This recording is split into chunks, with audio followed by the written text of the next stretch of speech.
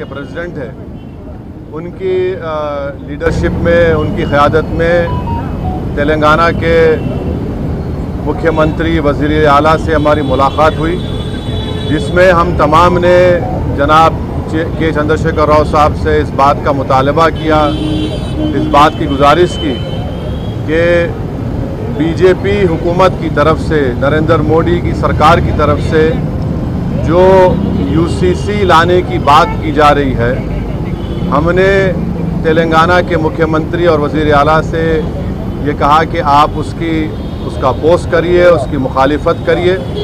हमने chief minister को इस बात का याद दिलाया कि पिछले 10 साल से तेलंगाना स्टेट में उनकी सरकार है, स्टेट में पीस बहुत स्ट्रांग हुआ है, अमन मजबूत हुआ है। हमने चीफ मिनिस्टर को और बीआरएस के प्रेसिडेंट को ये भी बात याद दिलाई है कि पूरे मुल्क में अगर किसी असेंबली में CAA NPR NRC के ख़िलाफ़ एक रेजोल्यूशन पास हुआ था, वो तेलंगाना के असेंबली में सबसे पहले हुआ था। और हमने चीफ मिनिस्टर को अपने रिप्रेजेंटेशन में ये बात दिलाई कि जब CAA का रेजोल्यूशन तेलंगाना में असेंबली में पास हो रहा था, तो उस वक्त बीआरएस की हुकूमत ने, सरकार ने उस रेजोल्यूशन में प्लुरलिज्म और सेकुलरिज्म की बात की। तो हमने चीफ मिनिस्टर को ये बावर किया, ये इम्प्रेस किया कि यूसीसी हमारे देश के प्लुरलिज्म के लिए एक अच्छी बात नहीं है, सेकुलरिज्म के लिए अच्छी बात नहीं है।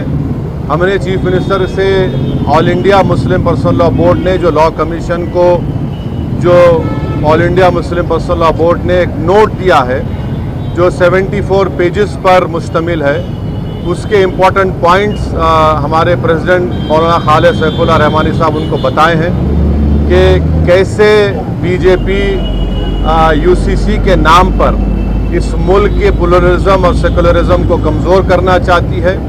हमने बीआरएस के प्रेसिडेंट, वो तेलंगाना के चीफ मिनिस्टर को भी बताया कि सिर्फ ये मुस्लिम माइनॉरिटी का मसला नहीं, ये क्रिश्चियंस का भी मसला है, ये मसला ट्राइबल से भी जुड़ा हुआ है।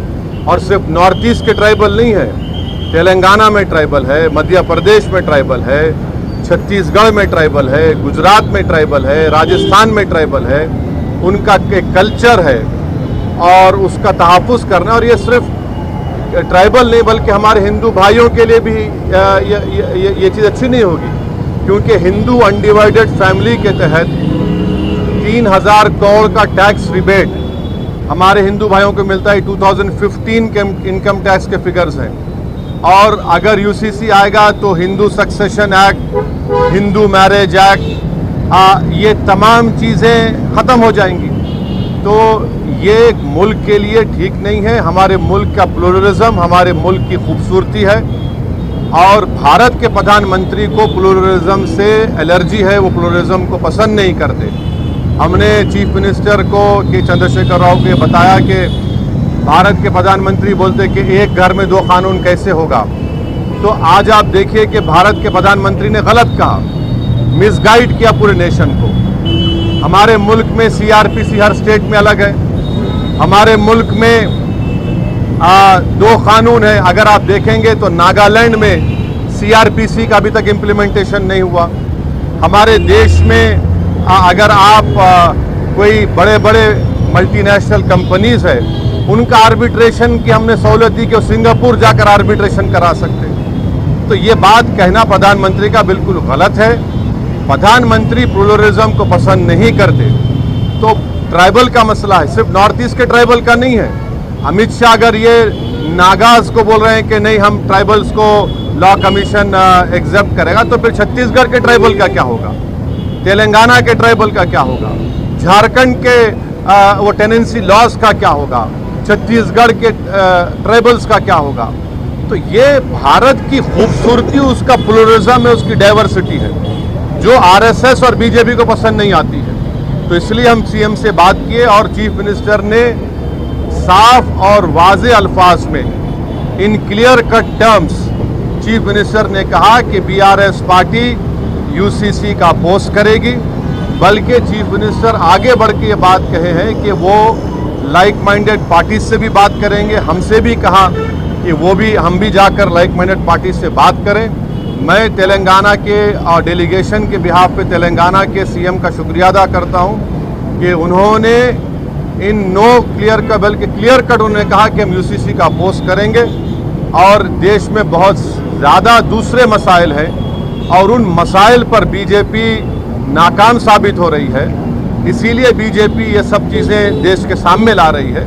तो हम उनका शुक्रिया अदा करते हैं। उनकी पार्टी की तरफ से भी एक प्रॉपर मेरे ख्याल से आप लोगों को स्टेटमेंट भी आएगा। और मैं आपके ज़रिए से हमारे आंध्र प्रदेश के हमारे दोस्त जो चीफ मिनिस्टर जगन मोहन रेड्डी है उनसे भी मैं अपील करूंगा कि जगन मोहन रेड्डी के हम आंध्र की पॉलिटिक्स को समझते हैं, मगर हम उनसे अपील कर रहे हैं कि वो उनकी पार्टी यूसीसी का अपोज करे। जो पार्टी प्लूरलिज्म को मानती है, जो भारत के डाइवर्सिटी को मानती है, जो भारत एक मोज़ाइक है उसको मानती है, तो उनको यूसीसी को अपोज करना है। और अगर जगन मोहन रेड्डी टाइम देते हैं तो हम भी जाकर जगन मोहन रेड्डी से मुलाकात करेंगे। इस मीटिंग में और भी दूसरे इश्यूज भी उठे, माइनॉरिटी वेलफेयर के ताल्लुक से, ओवरसीज स्कॉलरशिप के ताल्लुक से, वक्फ प्रोटेक्शन के ताल्लुक से, ओल्ड सिटी में मेट्रो के ताल्लुक से, साथ ही साथ माइनॉरिटी फाइनेंस कॉरपोरेशन में जो लोन्स है, इंडिविजुअल लोन्स जो देना बंद किए हैं, तो चीफ मिनिस्टर ने कहा कि 4-5 दिन के अंदर वो एक 230 करोड़ रिलीज़ करेंगे, जिसमें ओवरसीज स्कॉलरशिप जो रुकी हुई है और दूसरे जो स्कीम्स हैं। तो ये एक मोटी मोटी बातचीत हुई है। तो हम ये सेक्रेटेरिएट के मसाजिद को जल्द से जल्द और जो दूसरे रिलीजियस स्ट्रक्चर्स हैं वहाँ पर प्लेसेस हैं उसको भी खोला जाएगा। और गच्चीबौली में जो इस्लामिक सेंटर है उसका भी काम शुरू होगा। ये बहुत से इश्यूज़ के ऊपर सीएम ने हमसे कम 1.5-2 घंटे बातचीत हुई है। हम शुक्रगुजार हैं। इस मीटिंग में केटी रामाराव साहब भी थे। चीफ मिनिस्टर ने हमसे कहा कि मैंने इस मीटिंग की इम्पोर्टेंस को समझते हुए उन्होंने राज्यसभा और लोकसभा के अपने फ्लोर लीडर्स को भी बुला लिया और उनसे भी कहा कि वो यूसीसी के ताल्लुक से clear cut stand BRS party का है कि उसको अपोज करते हैं। ये आज की गुफ्तगू का एक मोटा है। तो मेरे को आप इजाज़त दीजिए। नहीं, सुनिए देखिए, असर की नमाज का सुनिए, आज की मीटिंग जो हुई है उसमें क्या हुआ मैं आपको बोल दिया हूँ। और सुनिए 13 तारीख के दिन आप लोग आ जाइए दारुसलाम को। मैं अपनी पार्टी से जो दूंगा आप पकड़ लीजिए। हाँ,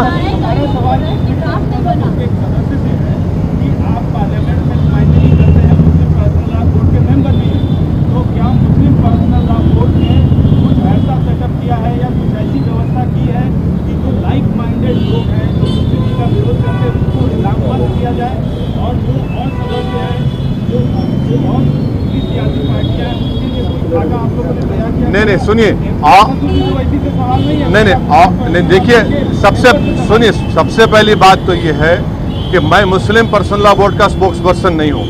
कासिम रसूल इलियास साहब हैं और कमाल फारूकी साहब हैं, मगर मुस्लिम पर्सनल लॉ बोर्ड ने कांग्रेस के प्रेसिडेंट से ही मुलाकात की और ऐसे देश में जितने पार्टीज हैं उनसे मुलाकात करेंगे। मगर बेहतर ये होगा कि आप पर्सनल लॉ बोर्ड के स्पोक्स पर्सन से पूछिए। आज की मीटिंग में मुस्लिम पर्सनल लॉ बोर्ड के प्रेसिडेंट खुद मौलाना खालिद सैफुल्लाह रहमानी साहब की डेलीगेशन लीडरशिप में गया और ये बातचीत हुई। रेजोल्यूशन लाएंगे क्या पार्लियामेंट में अपोज करने के लिए? तो आपको जगन मोहन रेड्डी साहब से, केसीआर साहब से रिक्वेस्ट कर रहे हैं, तो आप रेजोल्यूशन लाएंगे क्या पार्लियामेंट? नहीं, अभी देखिए ये क्या होगा, क्या करना है ये वक्त बताएगा। अभी जो बातचीत हुई है वो मैं आपसे शेयर कर रहा हूँ।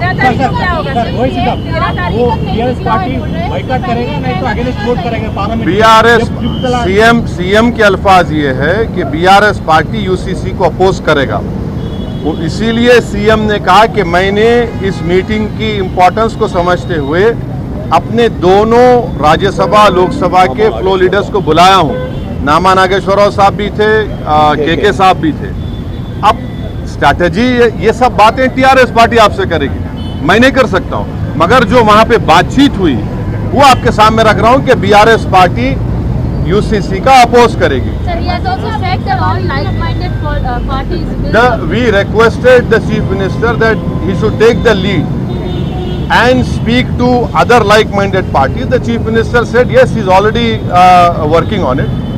But our meeting was to request the BRS President, to request the Telangana Chief Minister that his party should oppose the UCC if it is brought. If it is brought. We don't know. We don't know. We don't know what BJP Modi will do. Because in Madhya Pradesh the tribals are up in arms. In Chhattisgarh the tribals are angry. It is not only northeast tribals. It is everywhere wherever tribals are there. Because they have their own customs. The Christian community of all denomination is opposing. The Sikhs, I have read the statement today of Shiromani Gurdwara Prabandhak Committee. They are also opposing. There is no consensus on it apart from BJP's, insisting on this. Thank you. See you on 13th. Telangana के जितने